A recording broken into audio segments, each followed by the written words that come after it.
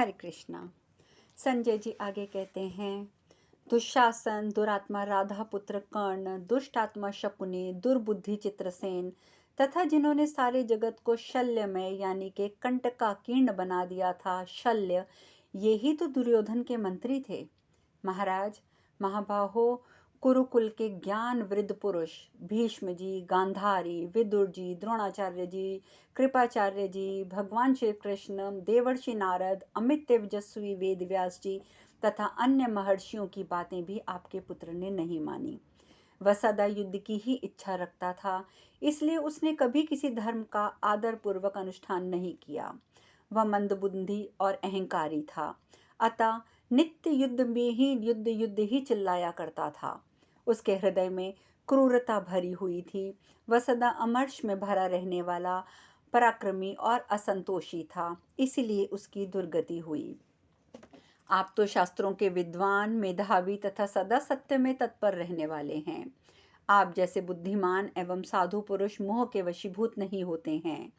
मान्यवर नरेश, आपके उस पुत्र ने किसी भी धर्म का सत्कार नहीं किया। उसने सारे शत्रुओं का संहार करा डाला और शत्रुओं का यश बढ़ाया। आप भी मध्यस्थ बनकर बैठे रहे, उसे कोई उचित सलाह नहीं दी। आप दुर्घर्ष वीर थे, आपकी बात कोई नहीं टाल सकता था, तो भी आपने दोनों ओर से बोझ को समभाव से तराजू पर रखकर नहीं तोला।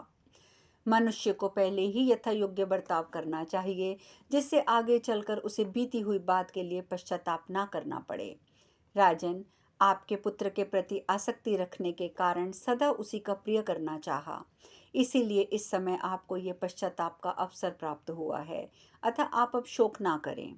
जो केवल ऊंचे स्थान पर लगे हुए मधु को देखकर वहां से गिरने की संभावना से उसकी ओर आंख बंद कर लेता है, वह उस मधु के लालच में नीचे गिरकर उसी तरह शोक करता है जैसे आप कर रहे हैं।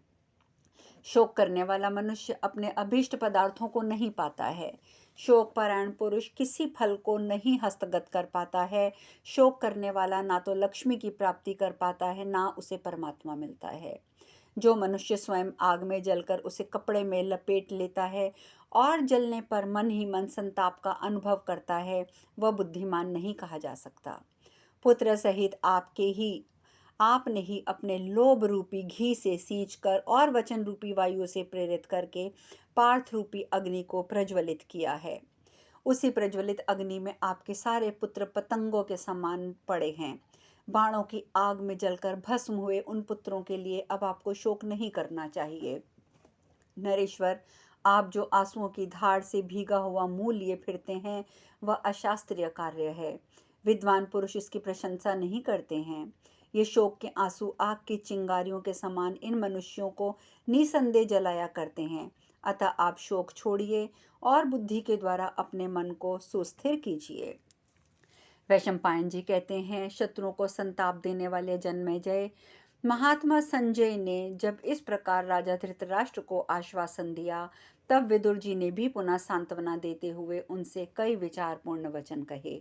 इस प्रकार श्री महाभारत स्त्री पर्व के अंतर्गत जल प्रदानिक पर्व में धृतराष्ट्र के शोक का निवारण का पहला अध्याय पूर्ण हुआ। वैशंपायन जी कहते हैं, जन्मेजय, विदुर जी ने भी धृतराष्ट्र को अपने अमृत समान मधुर वचनों से आवाहन प्रदान करते हुए बहुत कुछ कहा। उसमें से मैं तुम्हें कुछ बताता हूँ, सुनो। विदुर जी बोले, राजन, आप धरती पर क्यों पड़े हैं? उठकर बैठ जाइए, बुद्धि के द्वारा अपने मन को स्थिर कीजिए।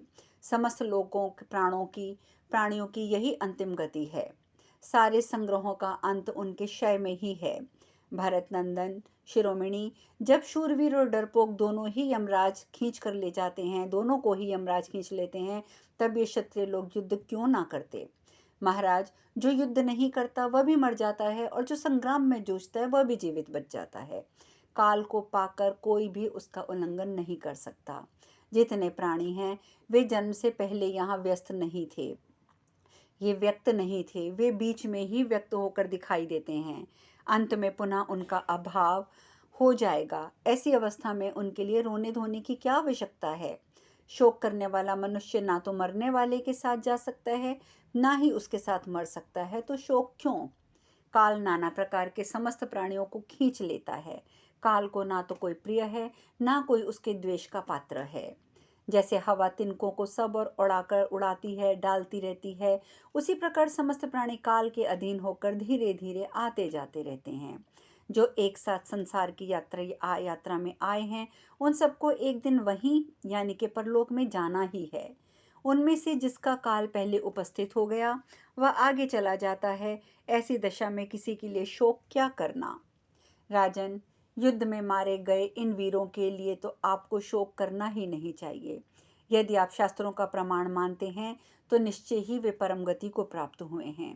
वे अदृश्य जगत से आए थे और पुनः अदृश्य जगत में चले गए हैं। ये ना तो आपके थे, ना आप इनके हैं। फिर यहाँ शोक करने का क्या कारण है। इंद्र उन वीरों के लिए इच्छानुसार भोग प्रदान करने वाले लोगों की व्यवस्था कर देते हैं, जो युद्ध में निष्फलता हो या फल मिले, परंतु अंततः वह काल को प्राप्त होकर यदि स्वर्गलोक में पहुंचते हैं। वे सब के सब इंद्र के अतिथि होते हैं और आपके पुत्र भी इंद्र के अतिथि हैं। युद्ध में मारे गए शूरवीर जितनी सुगमता से स्वर्गलोक में जाते हैं, उतनी सुविधा से मनुष्य प्रचुर दक्षिणा देने वाले यज्ञ, तपस्या और विद्या द्वारा भी नहीं जा सकते। शूरवीरों के शरीर रूपी अग्नियों में उन्होंने बाणों की आहुतियां दी हैं और उन तेजस्वी वीरों ने एक दूसरे की शरीर अग्नि में होम किए जाने वाले बाणों को सहन किया है। राजन, इसलिए मैं आपसे कहता हूँ कि क्षत्रिय के लिए ये जगत में धर्म युद्ध से बढ़कर कोई दूसरा स्वर्ग प्राप्ति का उत्तम मार्ग नहीं है। वे महामनस्वी वीर क्षत्रिय युद्ध में शोभा पाने वाले हैं, अतः उन्होंने अपनी कामनाओं के अनुरूप उत्तम लोक प्राप्त किए हैं। उन सब के लिए शोक करना तो किसी प्रकार उचित नहीं है। पुरुष प्रवर, आप स्वयं ही अपने मन को सांत्वना देकर शोक का परित्याग कीजिए।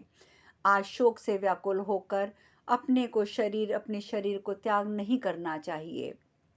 हम लोगों ने बारंबार संसार में जन्म लेकर सहस्त्रों माता पिता तथा सैकड़ों स्त्री पुरुषों का सुख का अनुभव किया है, परंतु आज वे किसके साथ हैं अथवा हम उनमें से किसके साथ हैं। काल ही प्राणियों को पकाता है, काल ही प्रजाओं का संहार करता है, काल ही सबके सो जाने पर जागता है। काल का उल्लंघन करना बहुत कठिन है। यदि अपने में पराक्रम देखे तो शोक न करते हुए शोक के कारण का निवारण करने की चेष्टा कीजिए। मंदबुद्धि मनुष्य ही अप्रिय वस्तु का संयोग और प्रिय वस्तु का वियोग होने पर मानसिक दुखों से दग्ध होता है। अतः आप शोक ना कीजिए। धन की भिन्न भिन्न अवस्था विशेष पाकर असंतोषी मनुष्य तो मोहित हो जाता है, परंतु विद्वान पुरुष सदा संतुष्ट रहता है। मनुष्य जिस जिस अवस्था में जो जो शुभ या अशुभ कर्म करता है, उसी उसी अवस्था में उसका फल भी पा लेता है। शुभ कर्म से सुख मिलता है, पाप कर्म से दुख मिलता है। सर्वत्र किए हुए कर्म का ही फल प्राप्त होता है, कहीं भी बिना किए का फल प्राप्त नहीं होता है। आप जैसे बुद्धिमान पुरुष अनेक विनाशकारी दोषों से युक्त तथा मूलभूत शरीर का ही नाश करने वाले बुद्धि विरुद्ध कर्मों में आसक्त नहीं होते। इस प्रकार श्री महाभारत स्त्री पर्व के अंतर्गत धृतराष्ट्र के शोक निवारण का दूसरा अध्याय पूर्ण हुआ। यह सब सुनकर धृतराष्ट्र जी ने पूछा, परम बुद्धिमान विदुर जी, तुम्हारा उत्तम भाषण सुनकर मेरा शोक दूर हो गया। तथापि तुम्हारे इन सात्विक तात्विक वचनों को भी मैंने सुना है और अभी मैं और सुनना चाहता हूँ। विद्वान पुरुष अनिष्ट के संयोग और इष्ट के वियोग से होने वाले मानसिक दुखों से किस प्रकार छुटकारा पाते हैं। यह सुनकर विदुर जी ने कहा, महाराज, विद्वान पुरुष को चाहिए कि जिन जिन साधनों में लगने से मन दुख अथवा सुख से मुक्त हो जाता है, उन्हीं में ही नियम पूर्वक लगकर शांति प्राप्त करे। नरेश्वर, विचार करने पर यह सारा जगत अनित्य ही जान पड़ता है। संपूर्ण विश्व केले के समान सारहीन है, इसमें सार तो कुछ भी नहीं है।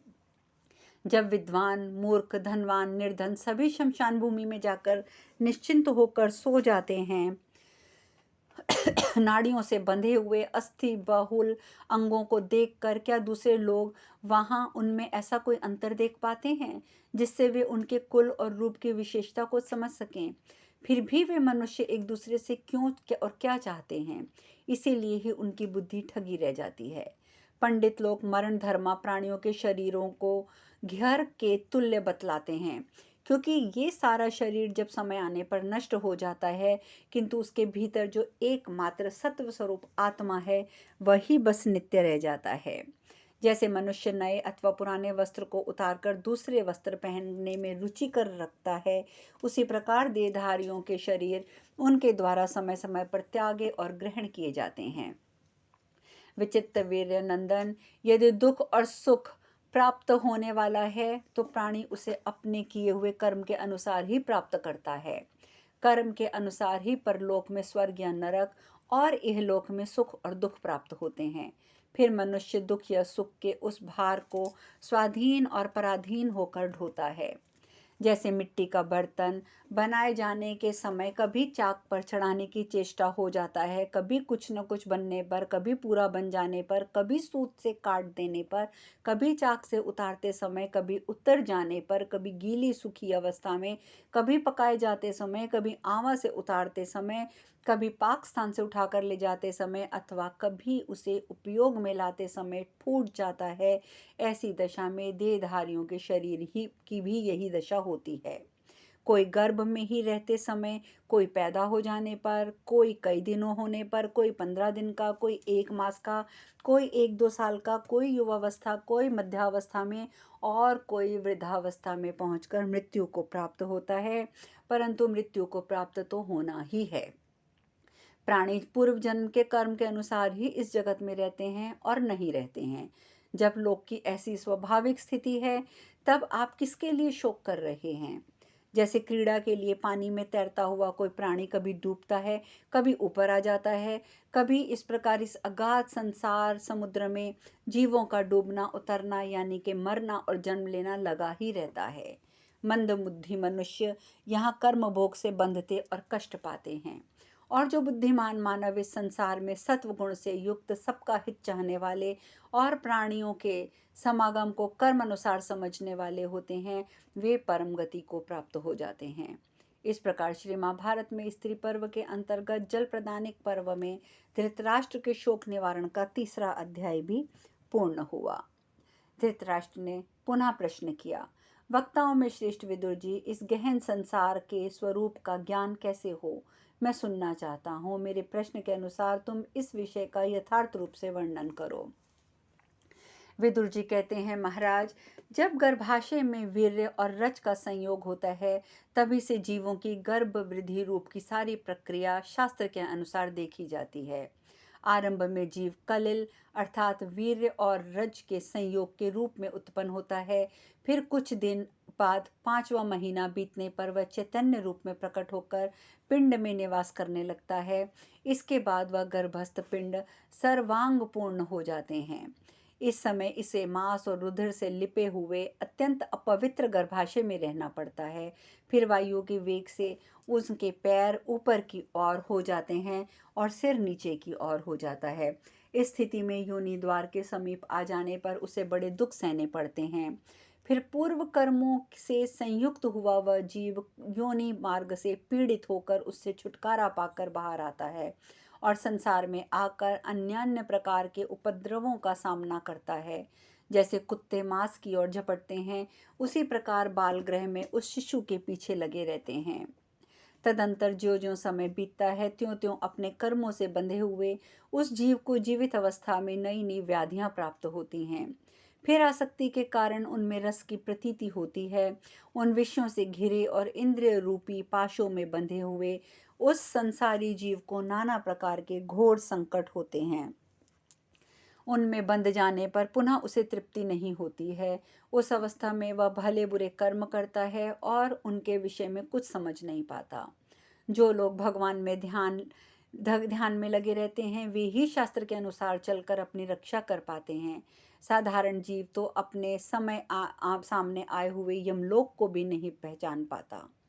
तदंतर काल से प्रेरित हो यमदूत उसके शरीर से उसे बाहर खींच लेते हैं और वह मृत्यु को प्राप्त हो जाता है। उस समय उसमें बोलने की शक्ति नहीं रहती। उसके जितने भी शुभ या अशुभ कर्म होते हैं वे सामने प्रकट होने लगते हैं। उनके अनुसार पुनः अपने आप को देह बंधन में बंधता हुआ देखकर भी वह उपेक्षा कर देता है, अपने उद्धार का प्रयत्न नहीं करता। अहो, लोभ के वशीभूत होकर ये सारा संसार ठगा जा रहा है। लोभ, क्रोध, भय से ये इतना पागल हो गया है कि अपने आप को भी नहीं जानता।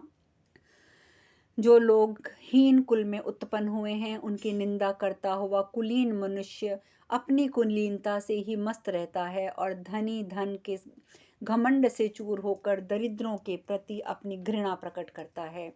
वह दूसरों को मूर्ख बताता है, पर अपनी ओर कभी नहीं देखता। दूसरों में दोष देखने के लिए उन पर आक्षेप करता है, परंतु अपने दोषों को स्वयं को बचाने के लिए अपने मन को काबू में नहीं रखना चाहता। जब ज्ञानी और मूर्ख, धनवान और निर्धन, कुलीन और अकुलीन, मानी और मान रहित सभी मरघट में जाकर सो जाते हैं, उनकी चमड़ी भी नष्ट हो जाती है और नाड़ियों से बंधे हुए मांस रहित हड्डियों के ढेर रूप उनके नग्न शरीर सामने आ जाते हैं, तब वहाँ खड़े हुए लोग उनमें कोई ऐसा अंतर नहीं देख पाते जिससे एक की अपेक्षा दूसरे के कुल और रूप की विशेषता को जाना जा सके। जब मरने के बाद शमशान में डाल दिए जाने पर सभी लोग समान रूप से पृथ्वी की गोद में सो जाते हैं, तब वे मूर्ख मानव इस संसार में क्यों एक दूसरे को ठगने की इच्छा रखते हैं। इस क्षण भंगुर जगत में जो पुरुष इस वेदोक्त उपदेश को साक्षात जानकर उसी के द्वारा सुनकर जन्म से निरंतर धर्म का पालन करता है, वह परम गति को प्राप्त होता है। नरेश्वर, जो इस प्रकार सब कुछ जानकर तत्व का अनुसरण करता है, वह मोक्ष तक पहुंचने के लिए मार्ग प्राप्त कर लेता है।